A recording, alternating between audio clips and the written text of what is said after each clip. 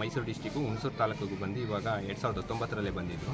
ಇನ್ನು 4 ವರ್ಷದಿಂದನೂ ಇಲ್ಲಿ ಸುತ್ತಮುತ್ತ ಹಳ್ಳಿಗಳಿಗೆ ಅಂದರೆ ಹುಣಸೂರು ತಾಲೂಕು ಸುತ್ತಮುತ್ತ ಹೋಬಳಿಗಳು ಇಲ್ಲಿ ಹೋಗಿ ನೆಕ್ಸ್ಟ್ ಇವಾಗ ಬಿಳಿಕೆರೆ ಹೋಬಳಿಲಿ ಇದೊಂದು ಬಿಳಿಕೆರೆ ಹೋಬಳಿನ ನಾವು ನಮ್ಮ ಏಕಲ್ ಗ್ರಾಮೋತ್ಥಾನ ಫೌಂಡೇಶನ್ ಕಡೆಯಿಂದ ಸಂಚ್ ಅಂತ ಹೇಳ್ತೀವಿ. ಈ ಬಿಳಿಕೆರೆ ಸಂಚಲ್ಲಿ ಒಂದು 15 ಹಳ್ಳಿ ಕವರ್ ಮಾಡಿದ್ದೀವಿ. 350 ಸ್ಟೂಡೆಂಟ್ಸ್ವರೆಗೂ ನಾವು ಕೋಚಿಂಗ್ ಕೊಟ್ಟಿದ್ದೀವಿ ಇಲ್ಲಿವರೆಗೆ. 1.5 ತಿಂಗಳು ಏನೇನು ಹೇಳ್ಕೊಟ್ರು?